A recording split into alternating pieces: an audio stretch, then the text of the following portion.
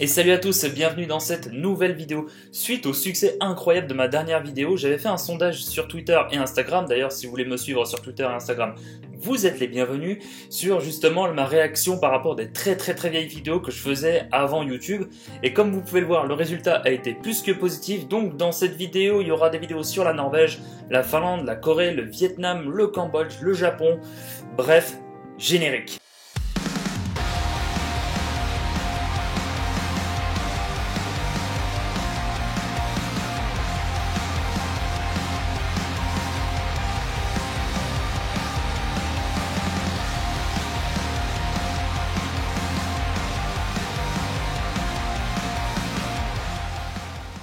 Bon, alors nous nous retrouvons devant cette, devant cette vidéo assez incroyable, n'est-ce pas? Donc là, on remonte à peu près, alors je fais dans l'ordre chronologique, on remonte à en 2012, je crois, lors de mon premier voyage au Japon. Donc là, je me situe dans un capsule hôtel. Et je ne veux pas de remarques sur mes coupes de cheveux, parce qu'il y a des coupes de cheveux qui partent un peu en cacahuète. Coucou, alors me voici dans les hôtels capsules, quelque chose qu'on trouve uniquement au Japon, et c'est très bizarre. Je chuchote parce qu'il ne faut pas que je fasse de bruit pour les voisins d'à côté. Alors le concept, c'est que on est dans un cercueil. Il y a la télé, la radio, un coca, des inscriptions dont je ne connais l'existence. La qualité est à chier. Et entre parenthèses, là il est parti. Filmé à l'iPhone 4. C'est un monsieur. Il est bizarre mais c'est un monsieur. Regardez le beau monsieur. Oh qu'il est beau. Ah bah ça c'est un monsieur. Aïe, putain. Je sens que ça va être encore une vidéo bien gênante. Tiens. Je regarde une émission très étrange en plus, sachant que je ne peux pas changer les chaînes parce que la télé est dans une boîte. Voilà. Sinon, j'ai pris une douche à la japonaise. C'était très cool. Mis à part un monsieur qui jouait avec son ami. Enfin bref. Sinon... Oh putain, oui, je l'avais oublié celui-là. Et qui se tapait une queue. Très bien. Il y a la serviette, il y a les draps, il y a tout qui est offert, c'est super. Ouais, donc... ouais, c'était les premières vidéos, elles étaient pas intéressantes, c'était pas cool, mais bon, c'est toujours marrant de les revoir. Ensuite, deuxième vidéo, toujours au Japon, c'était le dernier jour de mon voyage de 3 mois que j'avais fait au Japon, et j'avais fait Tokyo, Kyoto, Osaka, enfin la fameuse... les 3 plus grosses villes, on va dire, que tous les touristes font au Japon. Alors, ce soir, c'est ma dernière soirée à Tokyo, n'est-ce pas? Demain, il faut que je rentre. Toute bonne chose au pépin. Et du coup, voilà. Donc, je pense, ouais, j'ai beaucoup de souvenirs d'ici, c'est clair. J'ai acheté pas mal de choses, mais je pense que je vais essayer de ramener ça à la maison. Parce que j'ai des petits moulins dans mon jardin, mais j'ai pas ça. Voilà. Donc, du coup, je vous laisse, je vais négocier. J'ai toujours pas réussi à l'avoir, accessoirement. Troisième vidéo, toujours sur le Japon. Et alors celle-là, par contre, je pense que vos oreilles vont souffrir. Parce que c'est une vidéo d'un karaoké. Alors ce qui est génial dans les karaokés, c'est que vous avez l'impression de bien chanter. Et puis quand vous fumez et que vous regardez vos rushs, le son est dégueulasse et vous ne savez pas chanter. Voilà, c'est la magie des karaokés.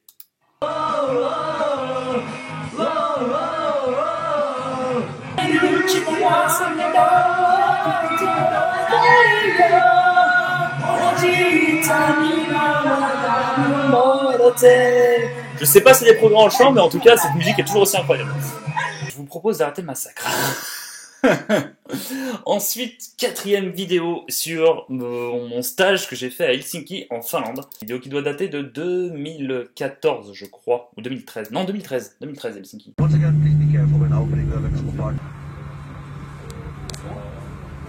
Oh putain, je crains le pire.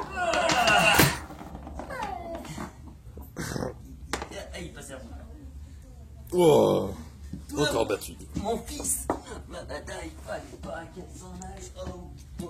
Oh, quelle souplesse incroyable.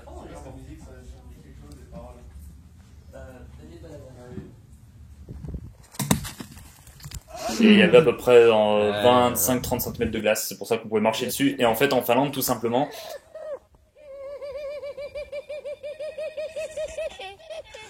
Pardon. Je sais pas ce qui m'avait pris ce jour-là. Moi j'ai fait un petit gamipette tranquille. Bon, en attendant, on te voit pas, donc t'es tout noir.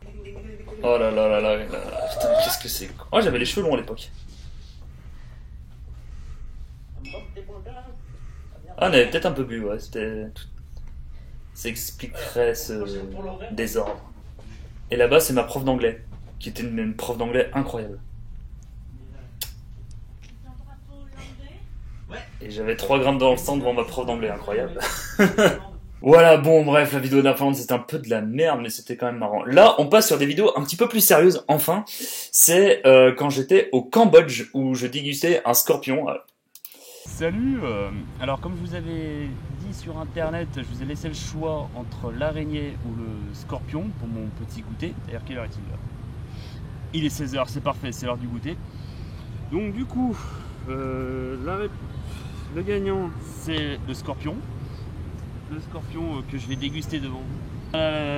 Voilà la bébête. Hein.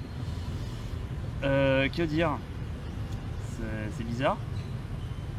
Ça a l'air d'être bizarre, mais je pars du principe que ça peut pas être pire que le natto. Oh oui. Voilà. Le natto et le durian. Qu'est-ce qu'elle m'a dit l'autre? Elle m'a dit dégueulasse. donc ça s'est fait. Et les pinces, je sais plus si ça se mange ou pas. Enfin bon, bref. Attention, putain, bizarrement je stresse un peu quand même. C'est parti.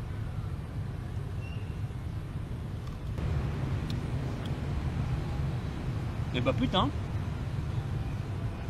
c'est pas dégueu. Oh la grosse surprise. Ça croustille. Mais véridique, c'est pas dégueu. Ça a un léger goût de poulet. Ouais, enfin moi, du moment que je mange un truc, ça a forcément un goût de poulet avec. Ah bah je m'attendais pas à ça. Je pensais que j'allais faire une sale tête, non, bah non.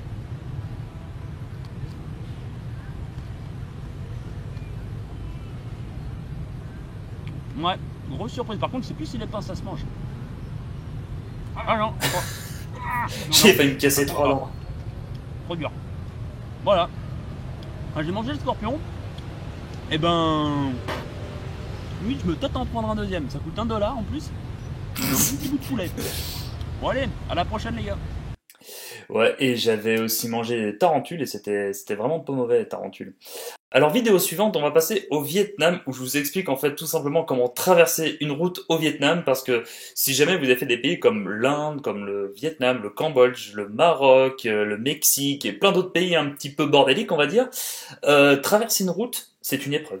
Surtout si vous n'avez pas l'habitude. Salut, je suis en mode vlogger pour une fois. Je vais vous faire une petite vidéo pour vous faire voir. Là, j'arrête de parler. Pour vous faire voir comment on traverse une route au Vietnam. Alors j'avais déjà vu ça au Maroc. Mais là, j'avoue, il y a un chouïa de difficulté en plus quand même. Alors je sais pas si c'est au niveau du cadrage. Alors le principe, il est simple. Il n'y a pas de feu rouge. Vous voyez un passage piéton, bah il faut traverser. On va faire comme ça. Voilà. Voiture. Voilà, c'est ça le principe. On traverse et faut survivre. C'est le but du jeu en fait. Là par contre, j'avoue, il y a de la difficulté. Je sais pas comment on y prendre, mais il y a de la difficulté. Je transpire à mort. Super chaud. Ouais, là c'est du sud, il fait très très chaud. C'est très humide. Voilà un peu le bordel pour traverser une route là-bas.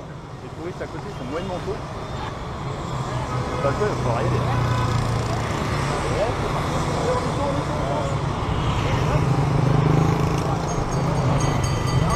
Et paf, le Toyota. Pas plus. Hop, hop. Et voilà. Donc ça c'était pour le Vietnam. Ensuite on va passer, alors j'ai fait juste à la fin de mon visa étudiant au Japon, en fait j'avais fait un séjour de 10 jours en Corée du Sud et en fait on est allé avec des amis donc à la frontière nord-coréenne, donc la fameuse DMZ, et donc dans ces vidéos, je sais pas si on va entendre parce que le son est même sur ma vidéo est très très très faible, dans la partie nord-coréenne en fait on entend des chants communistes H24 dans des vieux haut-parleurs.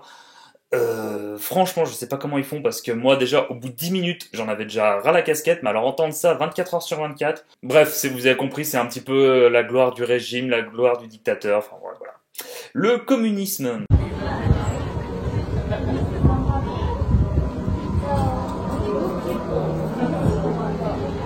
Avec un temps incroyable.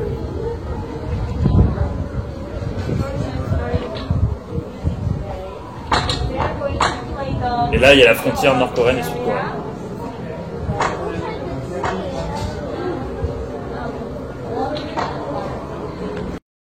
Je sais pas eux comment ils font, moi ça m'aurait rendu fou.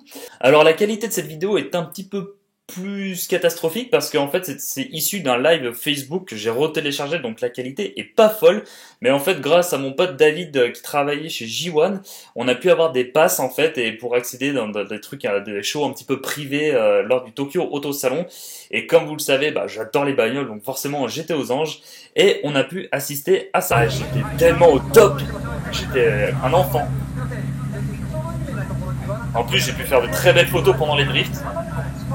Allez, c'est parti.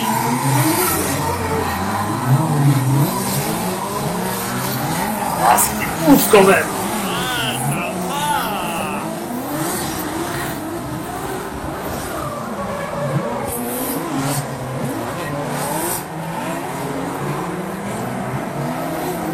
Là, même en regardant encore les images maintenant, j'ai des étoiles dans les yeux, c'était incroyable.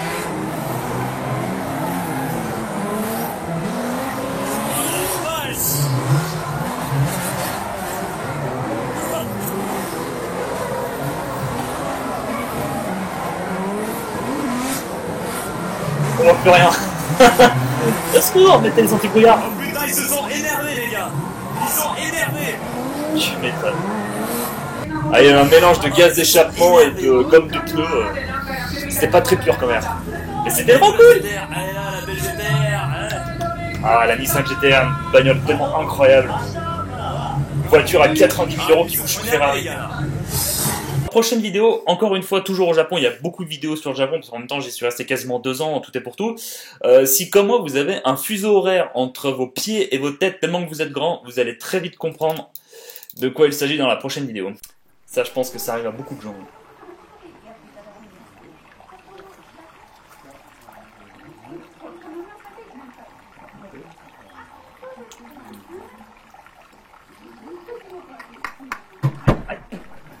C'est un sans faute. Je me suis éclaté le crâne contre le truc en bois là. Donc ça c'était mon quotidien au Japon, vu que tout est plus petit là-bas, et ben je me tapais la tête de partout, et puis même des fois dans d'autres pays, ou même régulièrement je me tape la tête parce que bah voilà, je suis très grand. Et je pense que je suis pas le seul, enfin moi j'espère.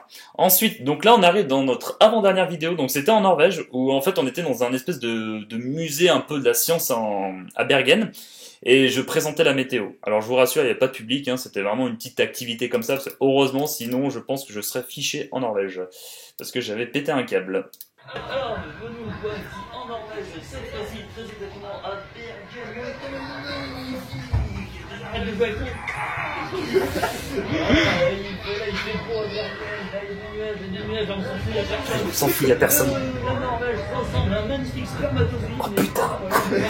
Il est à Bergen, il fait dans 24 mois d'amateur, 14 mois 3, 26, 27, bon fou, j'ai mis mon pyjama. Voilà, je vais me coucher, c'était tout pour moi ce soir, bonne nuit.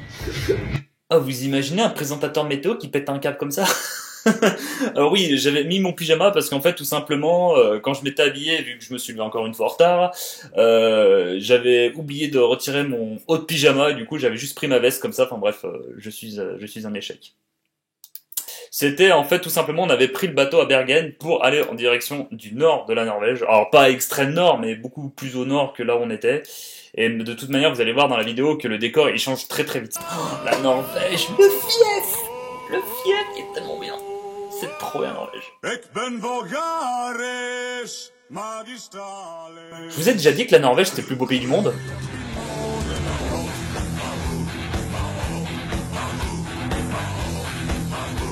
Oh, et dommage que je faisais pas de photos. Allez, enfin, j'avais pas le même niveau en photo parce que là, avec la brume et tout ça, j'aurais pu faire des photos incroyables. Mais à l'époque, j'avais une GoPro. Faut trop que j'y retourne là-bas. Et ça coûte trop cher. Et en fait, en Norvège, il y a genre des gens qui habitent sur des petits îlots comme ça. Ils se sont coupés de tout et j'adore. C'est ce que je me suis dit. Le jour où je gagne au loto, je me construis une petite baraque perdue dans les fjords de Norvège. Et après, bah, pour faire les courses, je pense que je les ferai livrer par hélicoptère. Voilà. Je n'aurai pas de voiture, mais j'aurai un hélicoptère. Pour la bouffe. Regardez ces petites baraques, elles sont trop bien. Regardez, habitez là, mais c'est le plus bel endroit au monde. Je ferai mon YouTube là-bas, tiens. Ah, là on commence à changer de décor. Parce que comme je dis, on monte un peu plus dans le nord. Et le nord de la Norvège, niveau température glaciale.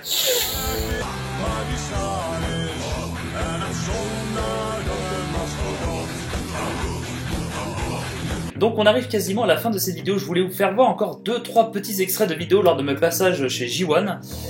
J'espère que je vais pas me prendre de procès. Alors j'avais demandé les autorisations à justement mon pote David qui travaille chez J1. Normalement, vu que le News Show n'existe plus, peut-être que ça devrait passer.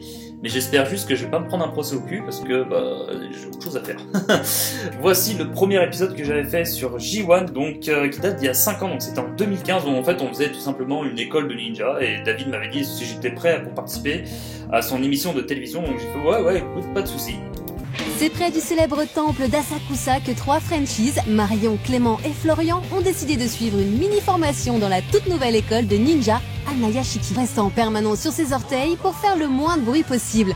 Et là, le pauvre Florian se retrouve désavantagé par ses grandes jambes. On dirait un daim qui vient de naître.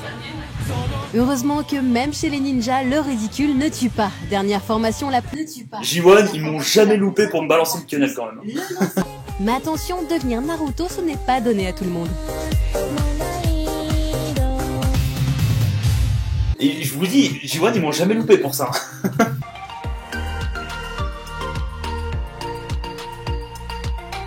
Bon, comme on était motivé avec mon pote, on a décidé de se faire une rando snowboard raquette. Mais bon, la météo est un peu taquine, hein. Entre tôt ce matin et maintenant, ça a déjà bien changé. Là, c'est beaucoup plus gris, limite il neige. Mais en fait, c'est un peu tout le temps comme ça dans la vallée d'Akuba, hein. Et donc pour finir cette vidéo, parce que cette vidéo commence à être sérieusement longue, je regarde une montre alors que j'en ai même pas, putain. On avait fait donc le Tokyo Auto Salon et le Tokyo Motor Show. Donc le Tokyo Auto Salon, c'était un petit peu le rassemblement de belles voitures, hein. Donc du coup je racontais un petit peu à David tout ce que je savais, je partageais entre guillemets ma connaissance sur l'automobile. Et il y avait le Tokyo Motor Show où vous pouvez retrouver les drifts comme j'avais fait sur mon live Facebook un petit peu plus tôt. Donc j'étais avec David qui a une chaîne YouTube aussi qui s'appelle Os l'autre Japon. Je mettrai le lien dans la description et je pense que je vais finir sur cette vidéo avec la présentation de sa chaîne parce qu'il fait beaucoup de choses. Ces vidéos sont quand même vachement cool. Il y a de l'interview, il y a du Japon, du what the fuck, il y a des festivals des Matsuri, il y a interview avec Aurel-san. Bref, quant à moi, je vais vous laisser avec David. Portez-vous bien et à la prochaine et abonnez-vous. Salut! Os, c'est David, bienvenue dans Os, l'autre Japon. Alors, sur cette chaîne, on va aborder tous les aspects de la culture japonaise, la bouffe, la musique, les animés, le cosplay, les matsuri et bien sûr des tonnes de what the fuck. Des fois je serai tout seul, des fois j'aurai un invité, mais dans tous les cas, on va bien se marrer. Et si cette chaîne s'appelle Os, l'autre Japon, c'est parce que je pense vraiment que le Japon c'est un pays à deux lectures. Il y a tout ce qu'on voit en façade et tout ce qu'il y a derrière. Et moi j'ai vraiment envie de vous montrer aussi tout ce qu'il y a derrière. Donc ça va être génial, mais bien sûr, rien ne sera possible sans votre soutien. Donc partagez, likez, commentez les vidéos et surtout abonnez-vous à la chaîne. Merci beaucoup, arigato, os!